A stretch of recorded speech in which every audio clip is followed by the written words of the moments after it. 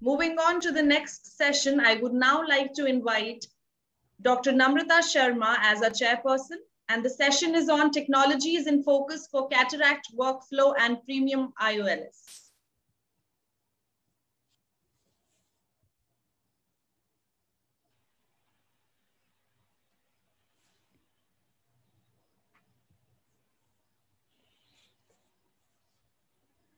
Hello. Good evening. Good evening, sir. Good evening, Grewal, sir. Yeah. Good evening, K.K. Mehta, Good sir. evening. Welcome, Kiki, and welcome, Sartaj, and welcome, Shashi. So we move on to the session on technologies in focus for cataract workflow and premium IOL. It's a very important topic, and this is where we are seeing a lot of changes taking place, both in technology, both what is available to us with newer tools and giving better experience and better quality of vision to the patient.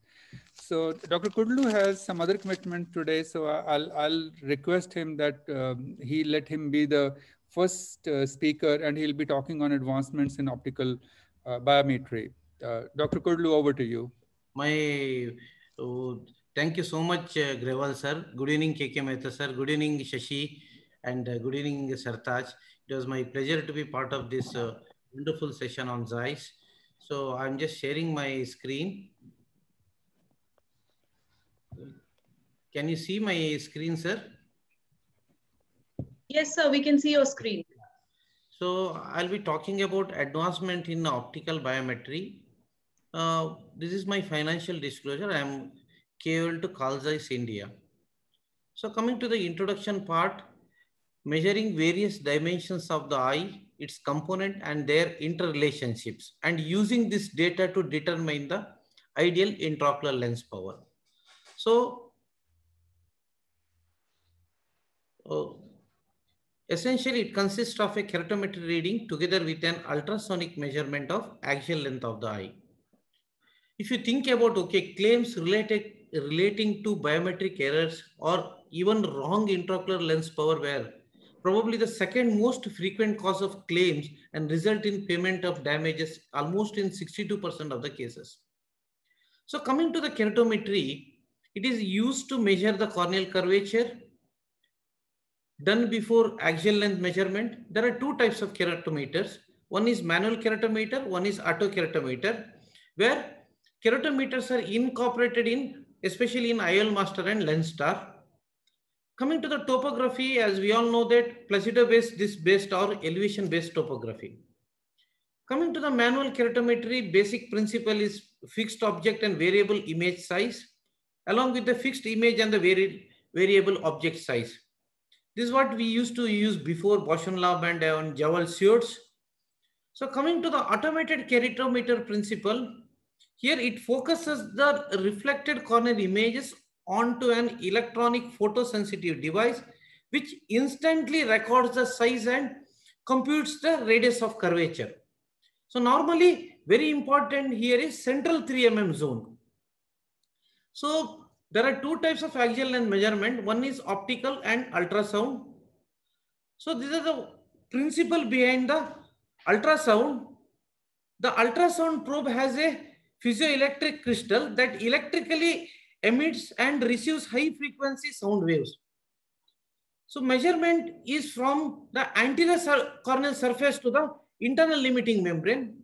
Suppose if you do a 1 mm error, that leads to almost 2.5 diopters in postoperative refraction.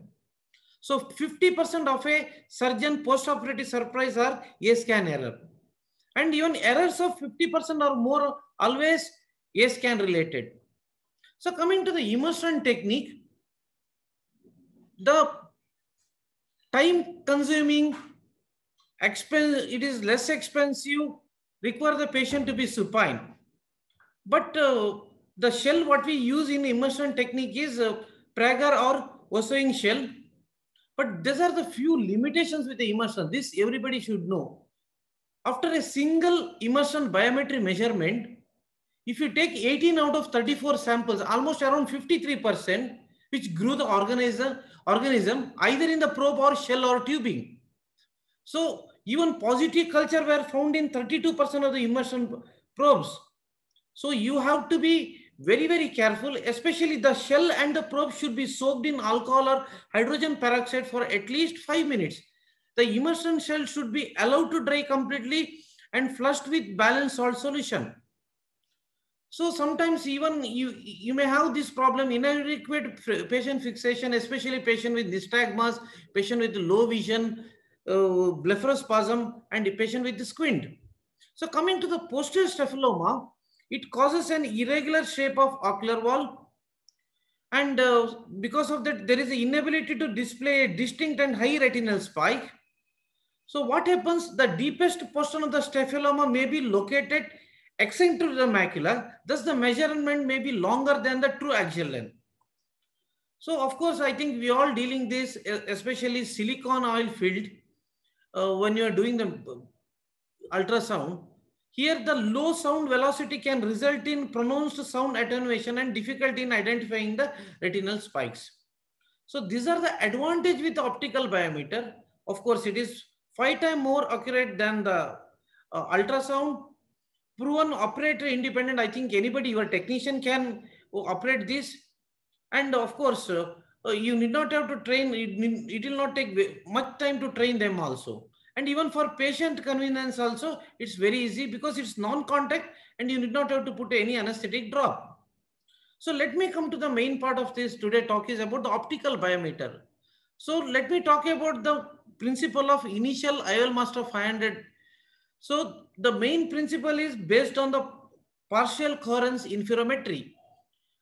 Diode laser almost around 780 nanometer measures a echo delay and intensity of infrared light reflected back from the tissue interface. So the principles of LensStar is little different. It is based on the low coherence optical reflectometry. But in IOL Master, number of points tested is 6 points in the hexagonal pattern. In LensStar, number of points tested is almost 32 points in 2 circles. So zone of cornea tested inner circle diameter almost 1.65 mm and outer circle diameter is around 2.3 mm. This is about the LensStar. Now let me talk about the principles of IOL Master 700. Basically, this is different technology altogether. It's based on the soft source OCT technology that provides an image-based measurement, allowing you to view the complete longitudinal section of the eyeball. So, see, if you can see here, as I already said that IOL Master 500 is basically the principle is behind a partial coherence interferometry. But here, this is basically a soft source biometry, which is launched in 2015. The greatest advantage, it can take around 2000 scans per second. So these are the few silent features like it measures the axial length in approximately almost in 0.4 seconds and especially designed to measure the axial length along with the visual axis. This is very, very important. It also uses a lateral slit illumination of the crystalline lens and the cornea to determine the SCD, antechamber depth, and autokeratometry to estimate the corneal curvature. It also measures the posterior corneal curvature. This is very, very important, which is very much helpful in the newer IOL formulas. These are the advantage of IOL Master 700 over LensStar, especially when you're doing the biometry in posterior subcapsular cataract. Normally what happens with the LensStar, it goes near to the nodal point of the lens, so more light rays affected, thus it becomes little difficult. But in IOL Master 700, it overcomes this problem. And also very important, especially if you're having a lens tilt or lens decentration, it can detect very easily. This is about the product of IOL Master 700. As I already said that it works on the soft source OCT, B-scan biometry. See, unlike other biometry, B-scan biometry, there is one more biometry available in the market, but the penetration of this B-scan is not up to the what IOL Master 700 gives. Because why I'm telling you, I kept one more competitive brand just to have a comparison, but the results what we get with IOL Master 700 is amazing. So I think even it's very much useful in especially when sometimes you get a refractive surprise. I will not be talking about much about the how it gets take out the keratometer reading, and of course it gives the very important 7 parameters it gives: axial length, antechamber depth, lens thickness, central corneal thickness. Very important, white to white. But I don't take this white to white when I'm doing for a phakic lens, but it gives a fairly good white to white measurement. Keratometry, and of course, as I think KK Mehta sir do agree with this, especially if you want to have a good markerless system in your OT. I think this results can incorporate it into the Callisto system. But what is the greatest thing about, if you can see here, intumescent cataract? See, it can, I think, almost 99% of the cases of intumescent cataract, it penetrates through. Even ultrasound, only 92% of the case it gets the reading. But here, 99% of the cases it takes the reading. That is one of the phenomenal feature of this. Even see the foveal, you can see for a foveal pit also for good fixation, or whether it's a poor fixation or not. I will not be, this is just a few of the example I am showing you. I will not go much detail. And this is the one more example to see for a foveal pit, whether it is a poor fixation is not, or not. And here, see the previous side, see if you take a repeatability between the two measurement. See if you take here, see here around 25.10, here 25.09. That means not much difference in the two repeated reading. So it gives more confidence to the doctor. So this is, I'll not talk much about, but once again, I want to tell more about this markerless system, how it is incorporated, especially when you're operating a premium IOL, where you want to put the incision. Then when you do the toric IOL implantation, you can take in that, then straight away you can go into the OT. I'll take just a 1 minute.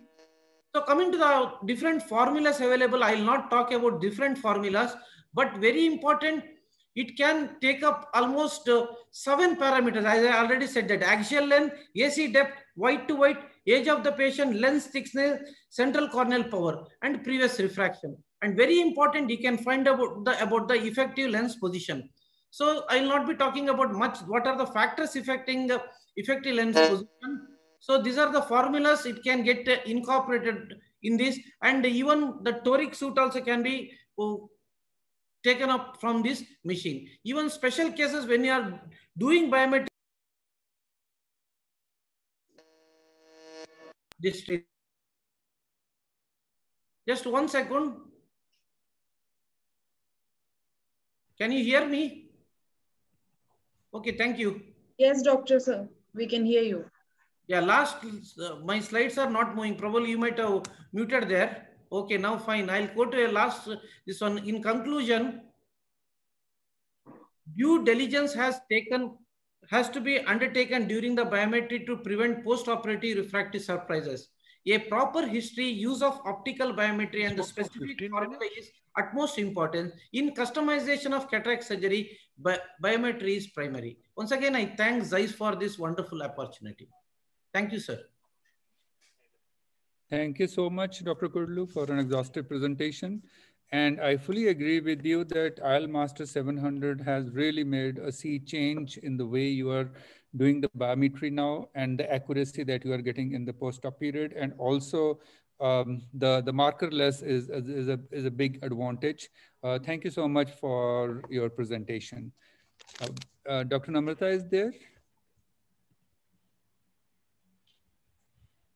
Can I make my presentation now? Sure, sir. Why not? So, good evening, sir.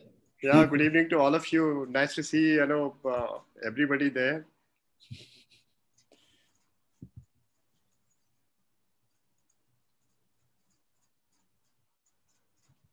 Okay.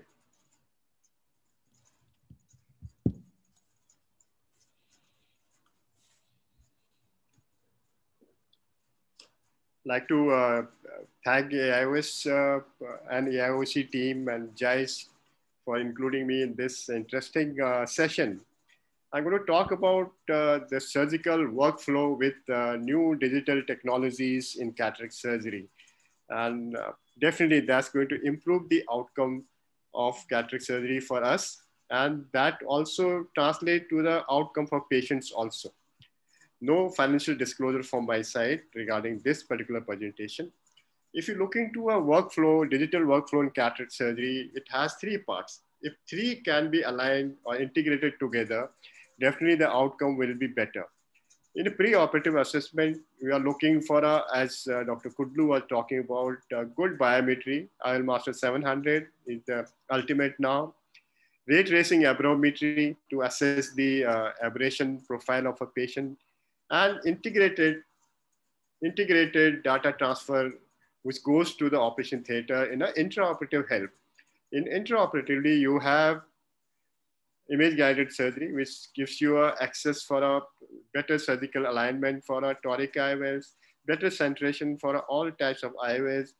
And if you have microscope which has integrated IOCT, which is going to again help you in looking into the dynamic change which happens with each step of surgery can be highlighted and understood better. And over that, if you can do a 3D head stuff surgery, which gives a good advantage beyond the microscope, which has been such a wonderful tool for all of us. In post-op period, I think it's very important to have analysis of these patients, especially multifocal and toric IOLs, by looking for their outcomes. Ray tracing aberrometry will be very, very helpful, especially for toric softwares to assess the alignment and requirement for subsequent corrective measures.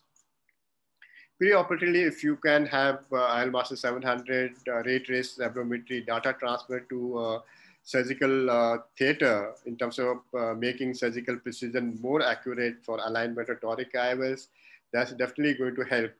I think with SWEPT OCT being attached to IOLMaster 700, this gives a better understanding of total keratometry, where we don't have to really think what is anterior, what is posterior, amount of corneal curvature, and what is going to happen to IOL formula calculation of these patients, because this system includes almost all possible newer generation formulas to help us for a toric and other power calculation for a difficult situation, especially post-refractive surgery patients.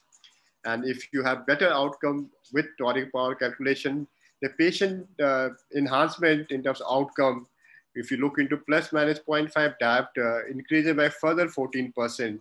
So that will make things much better for our patient in terms of ultimate outcome.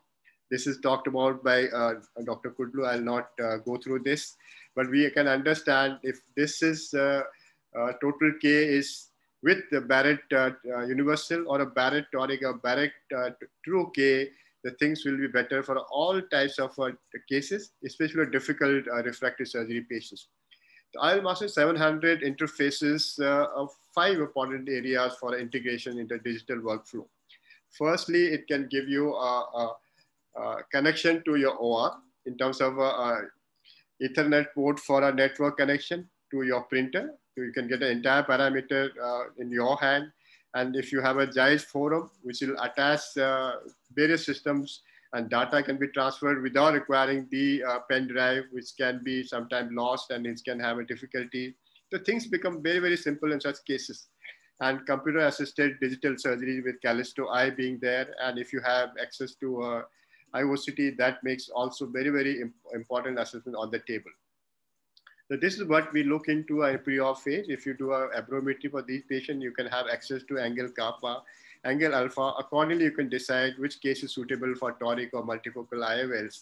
And that will decrease the post-op chair time with the patient having glare and halos as such.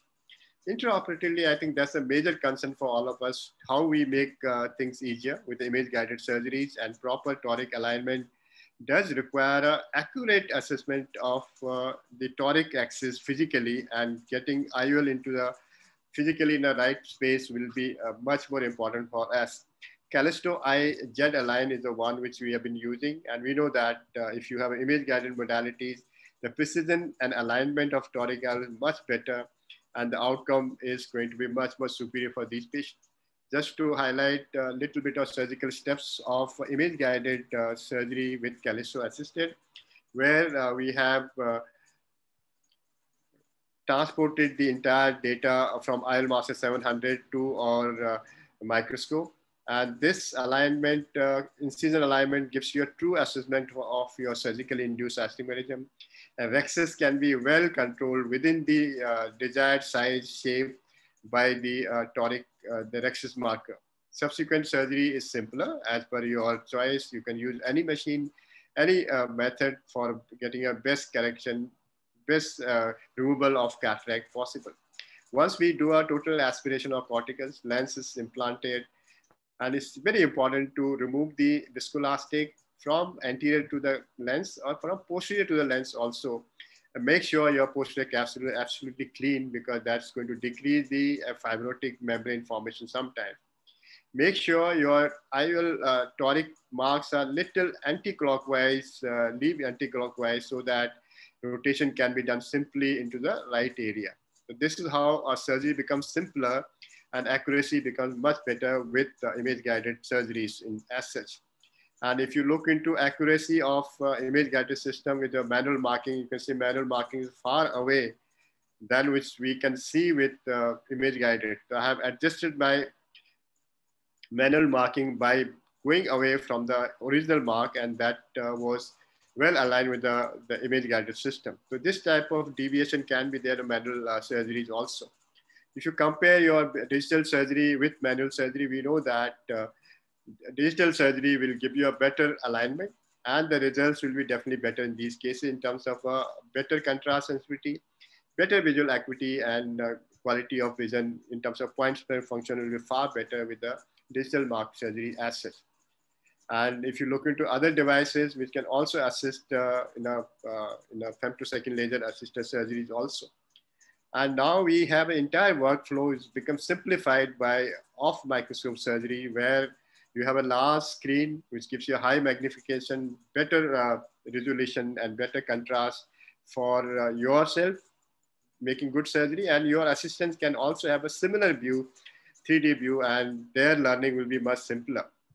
And if you look into various systems which are available, they all give you a good video output, high magnification like this. You can assess every point of concern for a cataract surgery.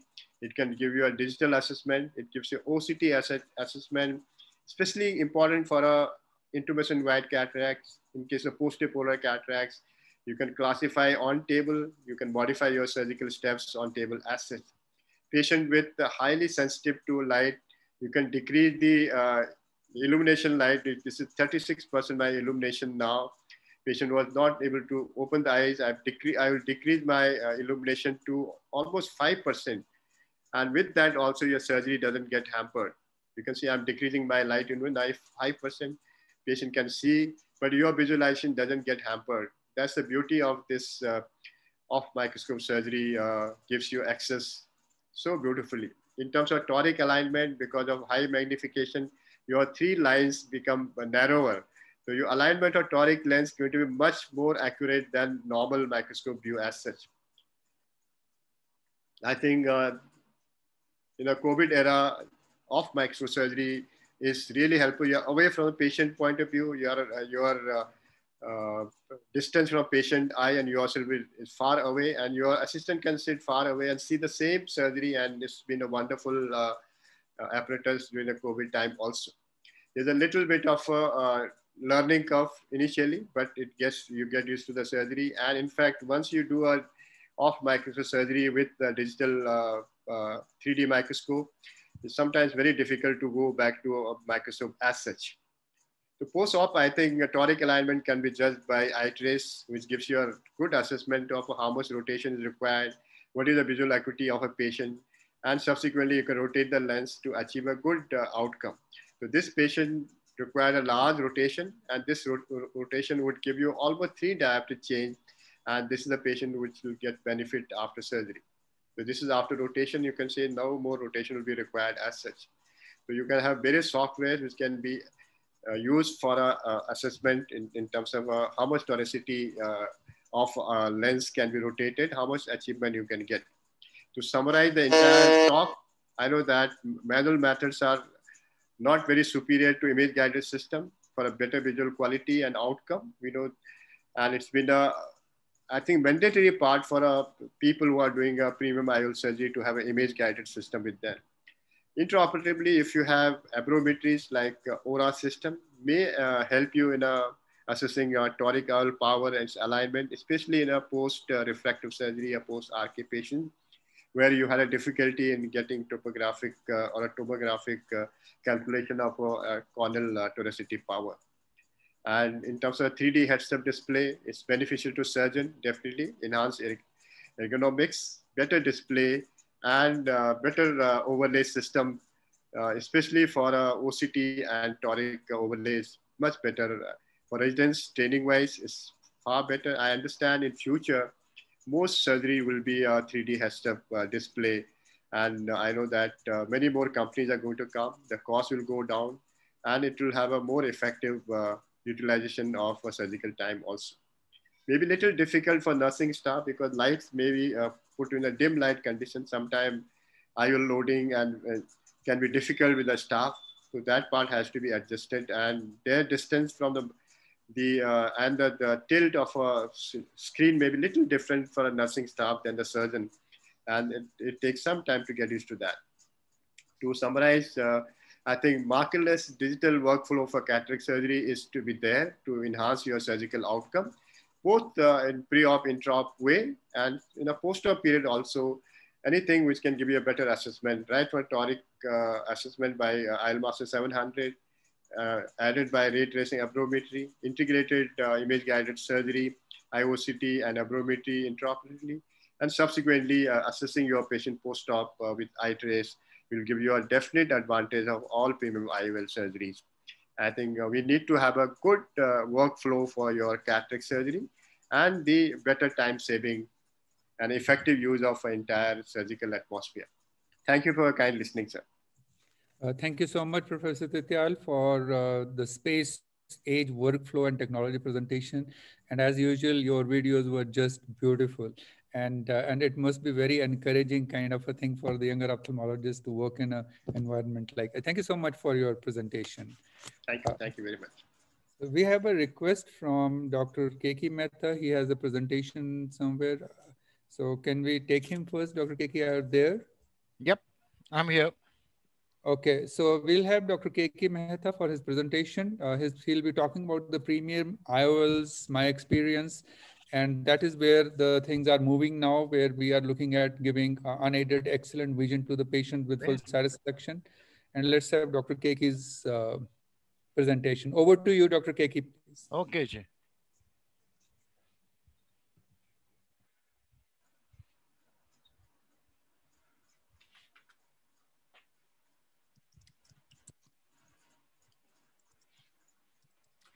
Fine, you can see my screen? Yes, please. Go ahead, please. Okay. We're going to talk on premium lenses, my personal experiences and my personal advice, essentially. You know, when we ask what we talk of a premium IOL, a standard IOL is one which is monofocal. A premium IOL gives you the ability to read near, reducing and eliminating the need for corrective lenses completely. With a premium IOL, you can get accommodative multifocal lenses, and it gives you the ability to read both for far and near with no restriction. There was the original advent of the resume lens, and then the Technis and the Physiol multifocal came into place, and the Alcon Restore came. But finally, the Zeiss multifocal, which in my personal experience is simply put the finest lens I've used. Let us take some key issues. The big question is, how do we go about augmenting accuracy with premium IOLs to improve the patient outcome? Refractive surprises lead to unhappy patients. It's a highly disappointing feeling to face a refractive surprise. There are standard criteria which we utilize when we put in a multifocal or a need-off lens. A corneal aberration more than 0.4 we try and avoid. Angle alpha more than 0.4 we avoid. We need to have a regular cornea. We need to have a normal macular OCT and no evidence of other ocular pathologies which can affect the eye. My personal choice, of course, is the Zeiss trifocal lens, and the patient selection for criteria, most important is obligatory to have a discussion with the patient. An ideal patient is the one who understands the limitations of the premium IOL and his realistic expectations. If he thinks he is going to be absolutely perfect, have no problems at all, he is not a candidate for a multifocal IOL. Howard Fine, who is one of the very well-known names in ophthalmology, he is now retired, had a very simple concept. If the patient asks you more than 5 questions, he is not fit for a multifocal IOL. A trifocal is absolutely essential, especially for the people who work in the stock market and even in the cockpit of an aeroplane, where if you see on top, on the upper side, you see the whole lot of instruments which are there. And of course, in the cockpit of the new Dreamliner, where more than 70% of all the equipment on the installation lies in the upper part. If you are wearing a bifocal, there's no way you can see on top.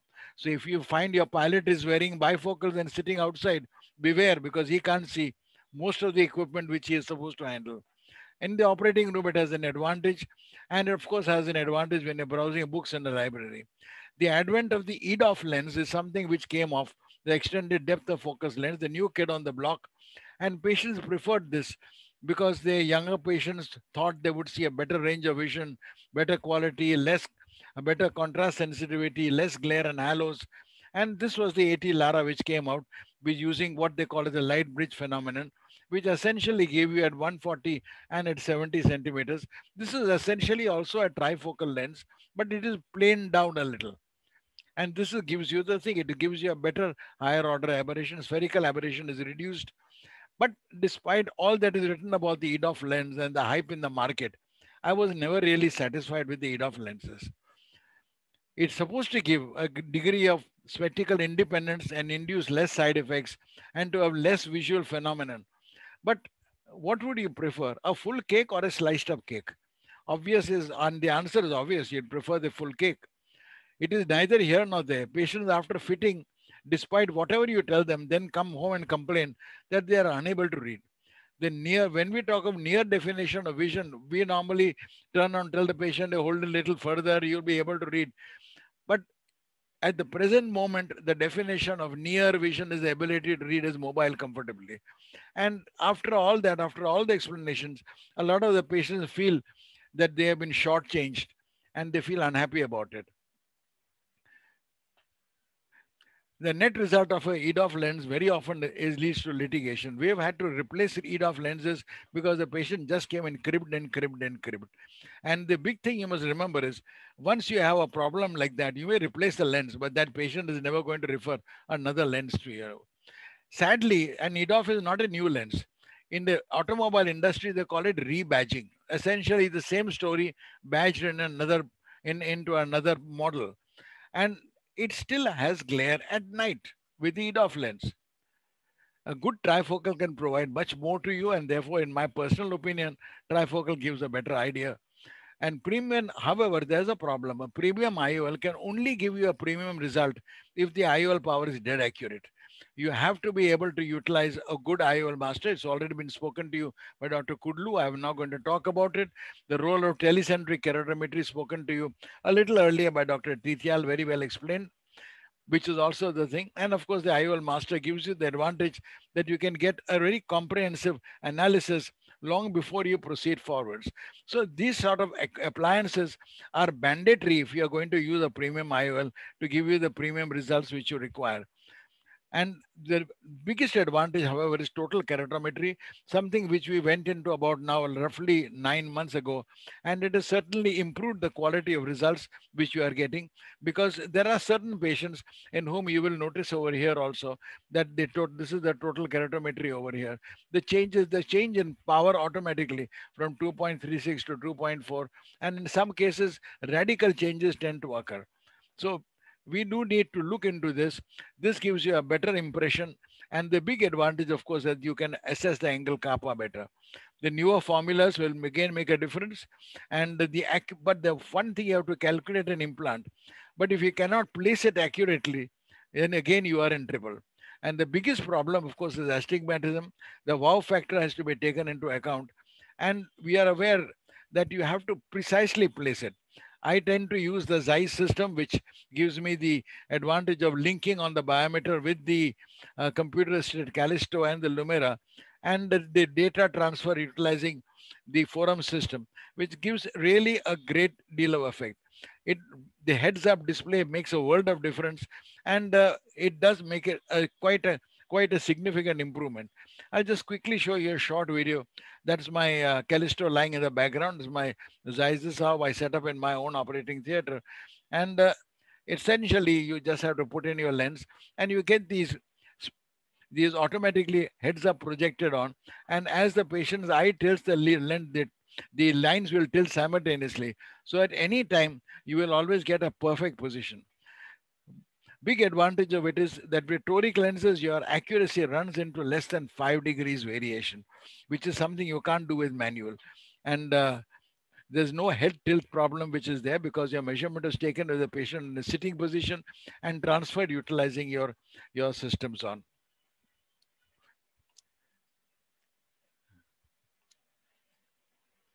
Results. This is roughly a small group of patients which we have had, 4,500 cases. The frequency of cylinders in 1,800 cases. Residual power, as you notice, the accuracy is pretty good. And the change in best corrected visual acuity from the mean, the losses are very almost negligible running down the line. Patients are very happy with the trifocal lenses. And when we look at patient symptoms, excepting for a little night driving problem, it literally goes away. And the interesting thing is, night driving problems occur because of a dry cornea. Patient has to be told that he has to keep the bottle of solution in his car and put a drop when he's driving. Again, the important thing you have to say is once in a while, you're going to have a residual leftover. If you have a residual, please remember to correct it utilizing your excimer laser because it gives you a much happy thing. The most common problems with these lenses is dry eye and photic phenomenon. So if you are careful that you check your pre-existing comorbidities and you check your dry eyes, one drop of fluorescein in your patient before you take them up for surgery will solve a lot of your problems later on. Pre-surgical information is mandatory. And in conclusion, the IOL technology really makes a great deal of difference, provides marvelous independence, and will certainly make a great deal of difference. However, the patient must understand this little slide. Everyone wants happiness. No one wants pain. But you can't have a rainbow without a little rain. Thank you for your attention.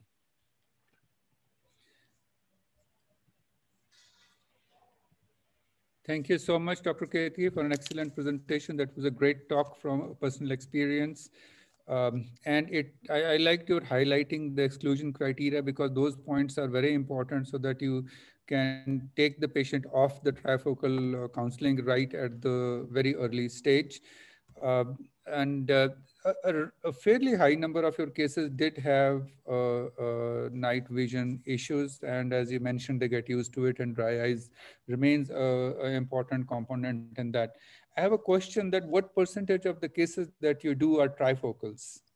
At present, 30% of all the surgery I do is trifocal, but then it would be more, but then a certain amount runs with the poorer patients for whom you have to put in a monofocal lens.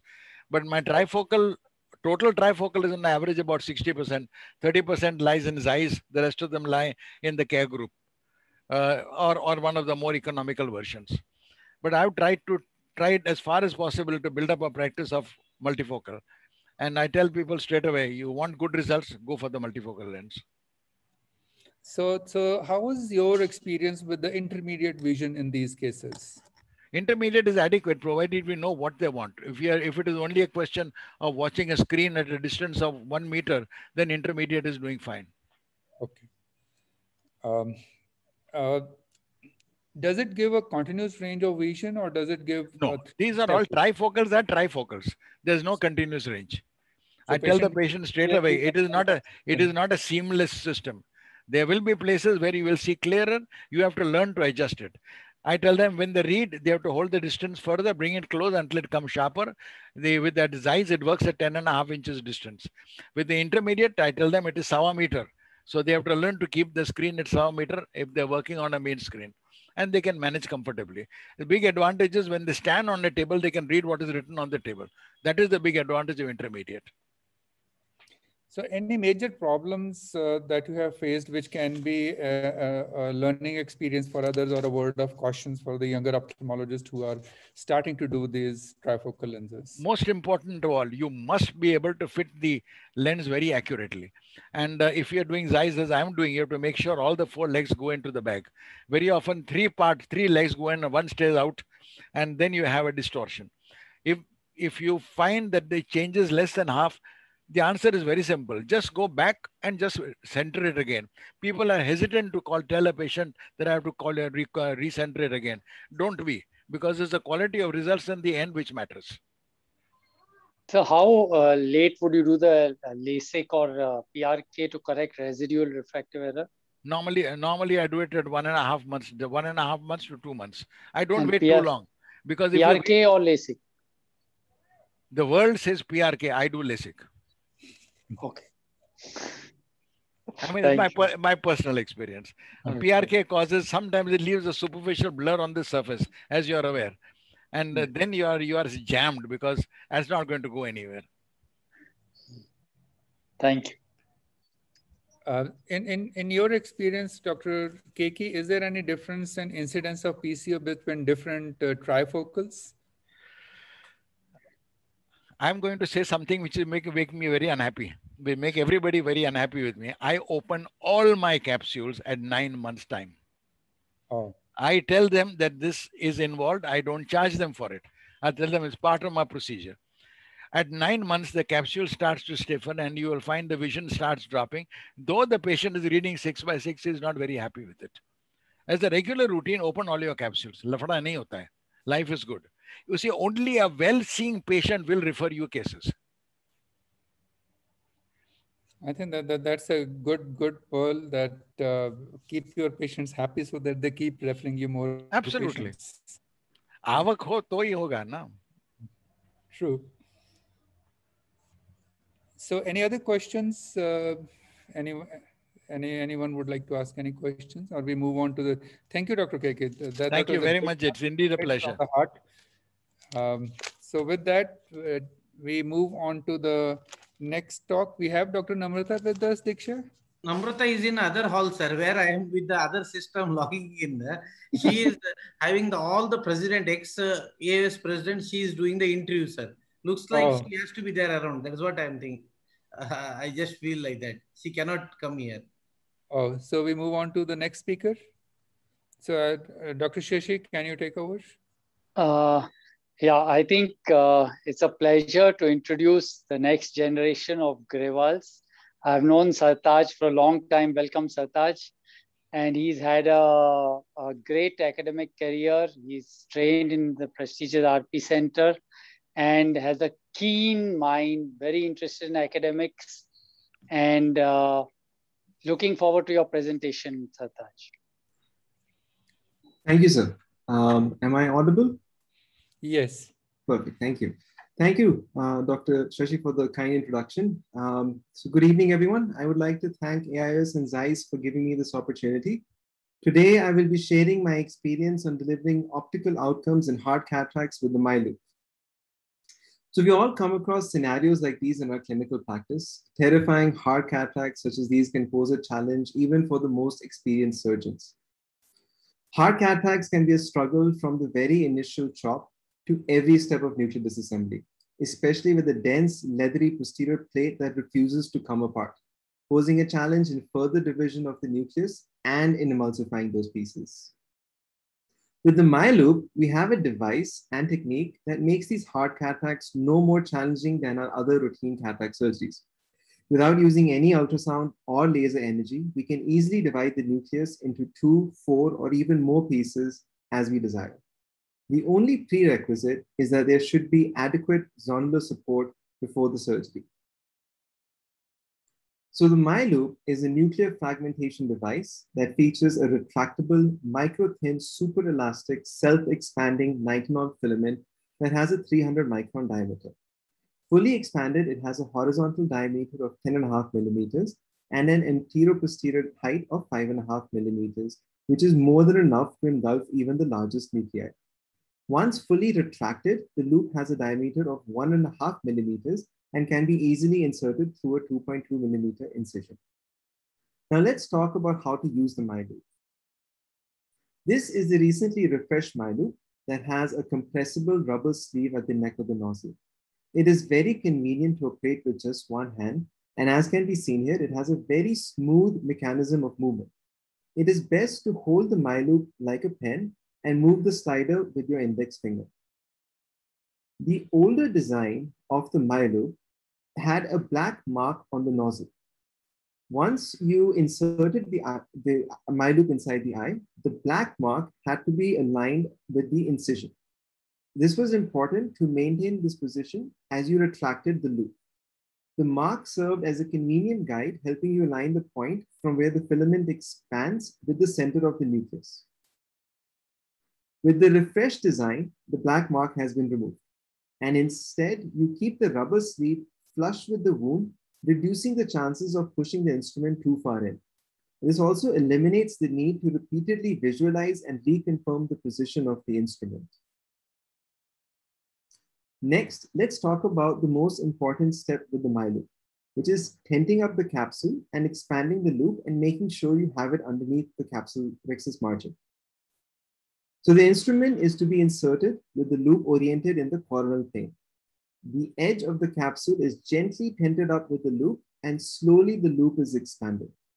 Once the loop reaches the equator of the capsule, you gently rotate your hand clockwise, orienting the loop vertically in the sagittal plane. This particular step comes with a learning curve.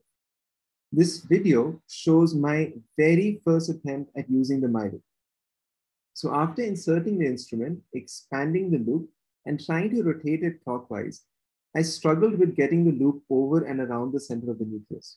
I even tried to use the second instrument to help nudge the nucleus to the center, but with no success. After struggling for quite some time, I noticed that the loop had not completely encompassed the nucleus, and rather it was pushing the nucleus away. I tried to expand the loop a little further, and immediately you can see the nucleus moving and comfortably resting in the center of the loop. Learning from my mistake, in the very next case, I compensated by expanding the loop completely. And as can be seen, this allowed the nucleus to the MyLoop to easily slide around the nucleus and engage it, but the overexpansion put stress on the capsule margin and stretched it to an oval shape, as can be seen over here. So to get this step just right, it is important to start expanding the loop gently till you reach the equator, then gently rotate the instrument clockwise and keep tracking for any movement of the nucleus. If the nucleus begins to move, compensate for it by slowly further expanding the loop till you see the reflex of the loop posteriorly and the nucleus is stable. Next, visualizing and aligning the MyLoop posteriorly. As you expand the loop and it crosses the equator and comes posterior to the nucleus, it can be easily seen as a shiny reflex. Even in dense white cataracts, the reflex is still visible. It is important to keep rotating the loop till it is vertical, as this can reduce the chances of tilting of the nucleus and increases the surety of dividing the nucleus into two equal halves. Let's now talk about the use and the importance of a second instrument to prevent the tilting of the nucleus. So using a second instrument is very helpful in these dense cataracts. It helps stabilize the nucleus as you are retracting the loop, because as the loop retracts, it tends to push up or pull up the nucleus, which can pop it out of the capsular bag. In this case, we can see that being a very hard cataract, even once we divide the nucleus, there can be some isthmus of a few fibers between the two halves. So in such a situation, you have to use the second instrument to gently dissect these fibers and free the MyLoop from those fibers. Only then can you gently withdraw the MyLoop out of the eye. Next, let's talk about rotating the nucleus to divide it into quadrants. After dividing the nucleus once, the pieces can rotate freely.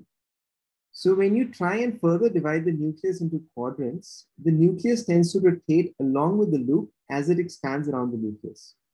It is helpful to compensate for this by under-rotating the nucleus before the second division and using the second instrument to keep the nucleus stable.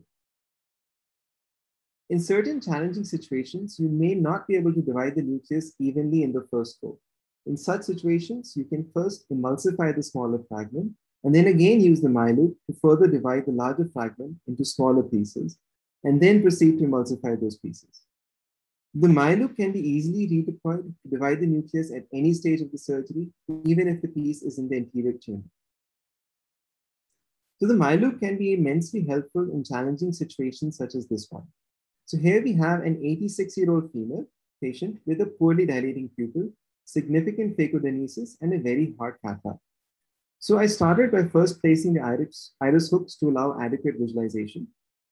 Next, during the capsulorhexis, we can actually appreciate the phacodenesis. We can see the lens moving about as we try to nick the capsule and start the capsulorhexis. So now in such situations where zonular support is weak, but it's still fairly adequate, the MyLoop has a very unique advantage, which is that the force of the MyLoop, the cutting force, is applied completely centripetally. So it is not putting that force onto the zonular fibers. Normally, as we try to do a chop, we will be stretching the bag. We can be moving the bag in different directions, putting a lot of stress on the zonules. And in such cases where the zonular fibers are also already weak, we can further compromise them. So here we can very easily use the MyLoop, divide the dense nucleus into two halves without putting much stress on the zonules. In this case, I did not go ahead and further rotate it or try to rotate it to divide into 4 pieces because I did not want to put more stress on the zonules. But when I went ahead and tried to chop, I realized that the piece was rotating quite freely. So I actually then came out, redeployed the MyLoop, and divided it into 4 pieces. So that is the beauty with this device, that you can go back in at any time and reuse it if you wish. It is not one of those things like a chop where you have to get it perfect the first time. So you have these easy to pick up pieces. You just pick them up, emulsify them, remove them. In this case, because of the poor capsular support, I went ahead, placed a CTR, then removed the remaining pieces, implanted a lens, and it was a fairly easy surgery to perform with the help of the MyLoop. So in my experience, the best part about the MyLoop has been that it has made surgery in these very hard cataracts far more predictable. I myself was very hesitant the first time I used the device. I was not sure how much force would be required to retract the filament and divide the nucleus. And I remember being completely surprised when I just cut through it like a warm knife through butter. There was nearly no perceivable resistance at the time of retraction. Even though it appears quite traumatic in the video, I have never experienced a compromised capsular support in any case so far. Even some of the case series that have been published have shown that the MyLoop could easily divide the nucleus in each and every case without compromising the capsule. The major reason for this, again, is that the force is applied centripetally on the nucleus alone and not the capsule, unlike chopping, where the stretching centrifugal force is applied on the nucleus and transferred onto the bag. So we also have the advantage of significantly reduced phacoenergy. And now the MyLoop is my go-to tool for any kind of dense cataract that I have to perform. And I will strongly recommend all cataract surgeons to definitely give it a try. Thank you.